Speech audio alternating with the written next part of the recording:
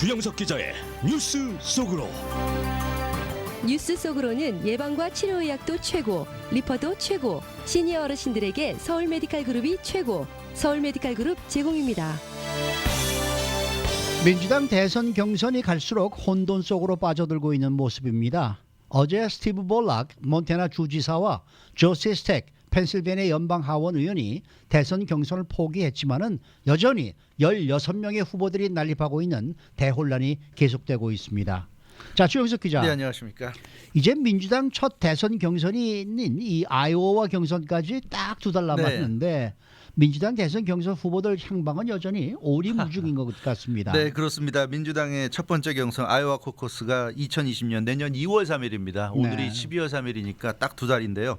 이 2달밖에 남겨놓지 않고 있는 상황인데도 여전히 민주당 대선 경선 양배는 오리무중. 정말 누가 될지 모르겠습니다. 네. 그래서 이게 뭐 어떻게 보면 재밌다고 할 수도 있겠지만 이 누군가를 이제 선택을 해야 되는 민주당 유권자들에게는 굉장히 무거운 좀 짐이 되고 있어요. 네. 현재 일단 유력 주자들이 4명 그리고 다크호스들이 한 4명 뭐 이렇게 볼 수 있겠는데 조 바이든 전 부통령, 버니 샌더스 상원의원, 엘리자베스 워런 상원의원, 피터 버티저지 사우스밴드 시장 이렇게 4명이 유력 주자들로 일단 볼 수 있을 것 같고요. 네. 여기에 에이미 클로버시아 미네소타 연방상원의원, 털시 게바드 하와이 연방하원의원, 앤드류 양 기업가, 마이크 블룸버그 전 뉴욕시장 등이 다크호스로 지금 꼽히고 있는 그런 상황입니다. 워싱턴 포스트가 그래서 재미난 지금 보도를 하고 있는데 이 민주당 그 지지자들 또 네. 민주당 유권자들이 굉장히 지금 혼란에 빠져 있다. 그러니까 근래 보기 드문 혼전인데 적당히 혼전을 펼치면 참 좋은데 이게 좀 너무 이 혼란이 좀 지나치다 보니까 누구를 선택해야 될지 모르는 그런 좀 혼란에 빠져 있다고 지적하고 있습니다. 네. 경선 초반에 진보파들이 기세를 올려서 여름까지는 굉장히 그 기세를 굉장히 아주 고조시켰다가 이 조 바이든이 이제 출마한 이후에 피트 버티저지까지 지지율이 올라가면서 온건 보수파들이 좀 반격을 하고 있고 최근 들어서 메디케어 포 올 이 재원 문제 가지고 공격이 계속되면서 진보파의 기세가 좀 꺾이는 양상. 네. 그래서 민주당 이 유권자들 입장에서는 누가 좀 좋은 후보인지 누구를 선택해야 될지 네. 가늠하기 어려운. 그래서 이게 결코 민주당에 좋다고만 할 수는 없는 것 아니냐는 그런 얘기를 지금 워싱턴 네, 포스트가 보도하고 있는 그런 상황입니다. 네. 지금 민주당이 트럼프 대통령이 재선되면 안 된다 아주 강력하게 주장을 그렇죠. 하고 있잖아요. 네, 네. 그렇다면 대안이 있어야 되는 네, 건데 그렇죠. 지금 대안은 없이 네. 대선 경선 후보들이 서로 헐뜯기에 지금 치중을 하고 있단 말이죠. 네. 이러니까 반 트럼프 그 성향을 가진 유권자들의 마음을 사는 데는 좀 역부족이 아닌가 싶어요. 그렇습니다. 지금 그 민주당 같은 경우는 지금 말씀하신 대로 이번 대선에 가장 큰 이 화두를 트럼프 대통령 재선을 막자는 거였습니다. 그래서 누가 후보가 되건 트럼프 대통령 재선을 막자는 건데 그러니까 누가 후보가 되더라도 그 사람을 이제 밀어달라는 거겠지만 그래도 그러려면 최소한의 어떤 공감대가 형성이 돼야 되는데 네. 지금 너무 그 경선전에서 이 뭐라 그럴까 상당한 지금 기간이 흘렀음에도 불구하고 민주당 후보가 누가 될지가 지금 정해지지 않다 보니까 그런 어떤 그 민주당 후보에 대한 지지 측면에서 지금 혼선이 빚어지고 있는 것 같습니다. 이 경선 주자들 입장에서도 누가 될지 모르고 자기가 될 가능성이 좀 있는 것 같고 이러다 보니까 지금 사실 이제 첫 경선 한 2달 정도 앞두고 어느 정도 좀 대세가 한두 후보, 두세 후보로 좀 기울어져야 되는데 그게 안 되다 보니까 서로가 서로를 향해서 공격하는 이런 양상이 좀 계속되고 있는 것 같아요. 그게 결국 서로가 서로에게 상처를 주는 겁니다. 정치적인 그렇죠. 이제 상처를 주는 건데요. 이제 그러면서 유권자들 입장에서는 이게 좀 답답한 상황이죠. 저 후보가 괜찮지 않나 싶은데 다른 후보들이 저 후보를 공격하니까 왠지 좀 꺼려지고 그렇다고 또 다른 후보를 하려니까 그 후보에 대해서도 공격이 나오고 있고 이런 상황이 계속되고 있는 거죠. 특히 초반 경선 지역.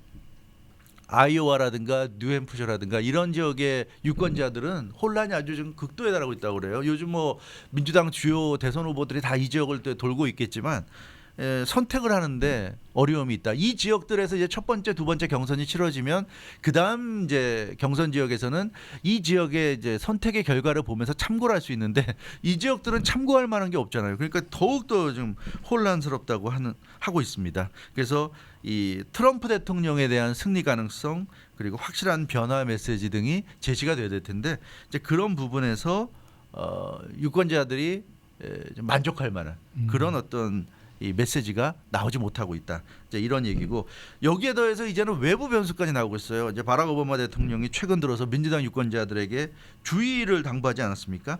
당이 지나치게 좌파적으로 흐르고 있다. 너무 진보적으로 흐르고 있다는 것을 오바마 대통령이 지금 지적을 하고 있어요. 그래서 워싱턴 포스트는 이렇게 오바마 대통령 같은 민주당에 영향력 있는 인물이 나서가지고 최근에는 경선을 좀 흔드는 것 같다. 이런 얘기를 워싱턴 포스트가 하고 있는데 이렇게 당이 지나치게 좌파적이다, 진보적이다는 건 누가 봐도 엘리자베스 워런이나 버니 샌더스에 대한 공격입니다. 이건 오바마 대통령이 공격을 하고 나선 건데 이런 식으로 하니까 더 혼란스러운 거예요. 네. 왜 같은 민주당인데 특정한 쪽을 이렇게 공격을 하는 상황까지 가는 건지. 그래서 이 오바마 대통령까지 이렇게 참전하는 것 이게 과연 바람직한 건지. 그래서 오늘도 보니까 조 바이든 전 부통령이 또 그런 얘기를 하더라고요.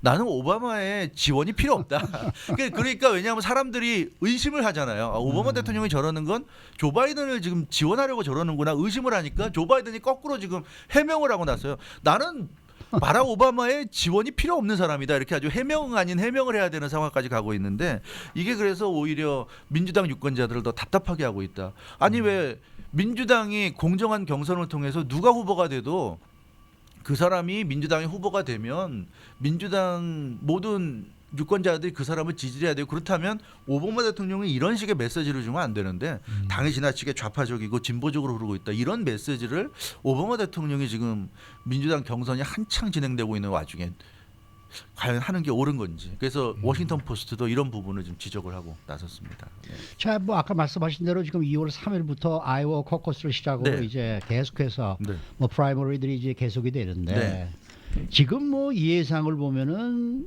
그 프라이머리들 코커스에 네.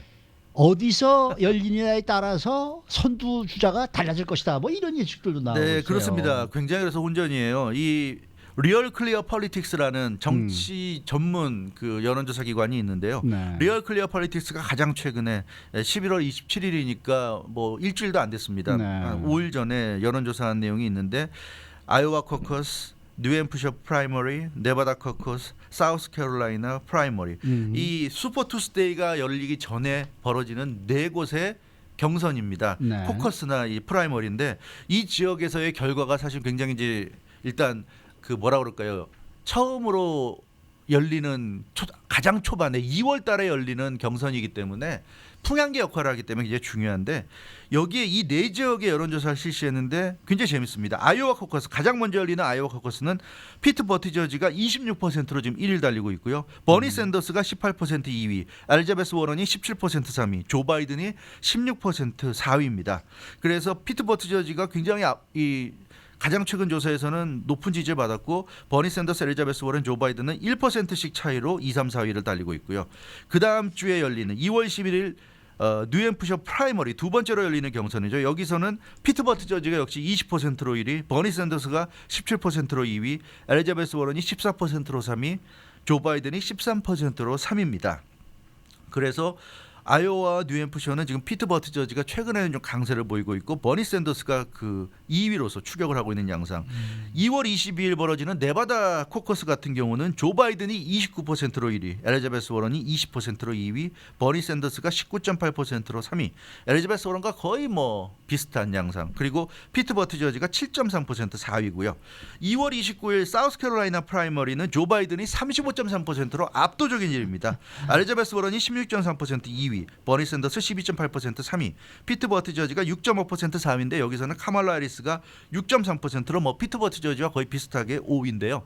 사우스캐롤라이나는 흑인들이 굉장히 많은 지역입니다. 그래서 네. 흑인들의 몰표 거의 압도적인 지지를 받는 조 바이든 전 부통령이 35.3%로 이거 사우스캐롤라이나는 이변이 없을 것 같아요. 흑인들이 워낙 조 바이든 전 부통령을 지지하기 좋아하죠. 때문에 예, 그래서 압도적으로 사우스캐롤라이나는 1위가 유력한데 아이오와와 뉴햄프셔는 요즘 피터 버티저지가 굉장히 올라왔는데 이 지지가 2달 동안 계속 이어질지가 관건인데 의외로 피트 버티저지가 좀 선전하고 있고 버니 샌더스 상원 의원이 저력을 보이고 있어요. 지금 그 이 두 지역에서 모두 2위를 달리고 있어서 버니 샌더스 저력이 또 앞으로 2달 동안 계속 이어진다면 버니 샌더스 상원 의원이 두 지역 중에 하나 정도는 차지할 수도 있을 것 같고, 네바다 같은 경우는 지금 조 바이든이 앞서고 있고 엘리자베스 워런, 버니 샌더스가 추격하는 양상. 그래서 지금 보면 이 네 지역이 누가 확실하게 1위 한다. 네. 사우스캐롤라이나 정도만 지금 조 바이든이 1위가 거의 좀 유력해 보이고, 나머지 지역은 앞으로 2달 동안의 변화에 따라서 누가 1위가 될지 예측하기 어려운 그런 상황입니다. 피터 버티저지가 굉장히 좀 선전하고 있지만 최근에 지지율이 급상승했고요. 지금 이 지지율이 실제 선거에서도 자신의 그 득표율로 이어질 수 있을지, 투표율로 이어질 수 있을지는 좀 더 두고 봐야 될 것 같아요. 그래서 확고한 1위라고 보기는 좀 어렵고, 조 바이든은 사우스캐롤라이나에서는 유리하지만 아이오와 뉴햄프셔에서 좀 약세를 면치 못하고 있기 때문에 그 부분이 역시 좀 걸림돌이 되고 있고요. 버니 샌더스는 지금 1위를 달리는 곳은 한 곳도 없지만 이 뉴햄프셔 같은 경우는 1위를 노릴 가능성이 충분히 있고, 아이오와 네바다도 지금 그 호시탐탐 1위를 노리고 있어서 생각보다는 버니 샌더스 후보가 지금 선전하고 있다. 이 중간에 그 심장 그 이상 때문에 병원에 입원까지 했었는데도 불구하고 역시 버니 샌더스가 저력이 있다는 거 우리가 볼 수 있고, 엘리자베스 워런은 최근에 갑자기 지지율이 폭락이 되면서 지금 고전을 면치 못하고 있는데, 이 보수파들의 공격이 지금 집중이 되면서 어려움을 겪고 있는데 과연 앞으로 2개월 동안에 얼마나 극복할 수 있을지, 그런 부분이 관건이 될 것으로 보여집니다.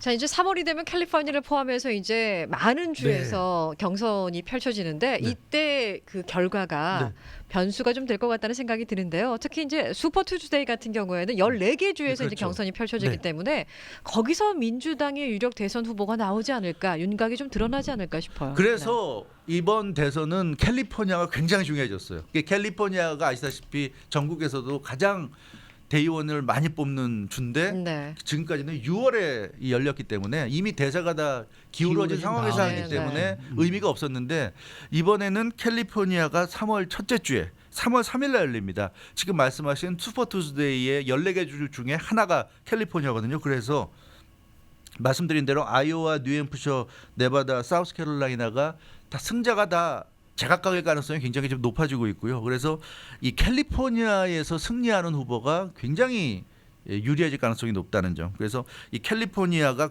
아마 큰 관심을 모처럼 이 대선 경선 관련해서 큰 관심을 받을 가능성이 높아지고 있습니다. 광고비도 좀 많이 그렇습니다. 네. 이 14개 그 슈퍼 투스데이 14개 주가 엘라바마, 알칸소, 캘리포니아, 콜로라도, 메인, 매사추세츠, 미네소타, 노스캐롤라이나, 오클라호마, 테네시, 텍사스, 유타, 버몬트, 버지니아입니다. 그리고 여기에 아메리칸 사모아도 투표를 하고요. 그리고 또 해외 거주 미국인들도 이날 3월 3일 슈퍼 투스데이 날 투표합니다. 그래서 역시 3월 3일 슈퍼 투스데이가 민주당 경선의 판도를 결정지을 가장 중요한 날로 지금 꼽히고 있는데요. 그렇기 때문에 마이클 블룸버그 전 뉴욕시장이 지금 뒤늦게 뛰어들어도 충분히 이길 수 있다고 지금 생각하는 이유가 바로 그런 면입니다. 2월에 치러지는 아이오와 뉴햄프셔, 네바다, 사우스캐롤라이나가 지금 승자가 제각각이 될 가능성이 좀 높고, 그러니까 거기서 이기는 후보가 크게 뭐 대세를 휘어잡는다 이렇게 보기 어렵거든요. 그래서 어차피 3월에 치러지는 슈퍼 투스데이부터 사실상 메인 이벤트다 이렇게 지금 보고 있는 거예요. 그래서 3월 선거에서 선전하면 충분히 민주당 대선 후보가 될 수 있다. 이게 마이클 블룸버그의 지금 판단입니다. 그래서 마이클 블룸버그는 2월 선거 아이오와 뉴햄프셔, 네바다, 사우스캐롤라이나 이 네 곳은 버렸어요. 여기는 신경 쓰지 않고 있습니다. 그래서 지금 말씀드린 캘리포니아를 비롯한 3월 슈퍼 투스데이 14개 그 주에서 벌어지는 이 경선에 지금 집중하고 있거든요. 그래서 마이클 블룸버그의 계산대로 슈퍼 투스데이에 과연 마이클 블룸버그 어떤 돌풍이 일어날지 여기에도 지금 관심이 모여지고 있는 그런 상황입니다. 그래서 민주당 같은 경우는 전혀 지금 예측하기 어렵습니다. 오늘도 지금 이 여론조사, 새로운 여론조사 나온 걸 보면 마이클 블룸버그가 카말라 해리스로 지금 눌러서 5위로 올랐어요. 지금 5위로 올랐는데 뭐 그래도 4%밖에 안 되니까 지지율은 뭐 별로 그 크게 오르지는 않았지만 어찌됐건 순위에서 카말라 해리스를 끌어내리고 지금 5위로 올라갔는데, 이 그래서 내년 3월에 이 캘리포니아를 비롯한 이 14개 주의 슈퍼 투스데이 결과가 더욱더 주목이 됩니다. 일단 민주당 같은 경우는 보수 성향 유권자들은 조 바이든과 피트 버티저지를 좀 지지하고 있고 진보 성향 유권자들은 뭐 엘리자베스 워런과 버니 샌더스를 샌더스. 지지하고 있고요. 흑인들은 조 바이든을 지지하고 있고 젊은 유권자들은 엘리자베스 워런과 버니 샌더스 지지하고 있고 장년의 유권자들은 조 바이든과 피트 버티저지를 지지하고 있습니다.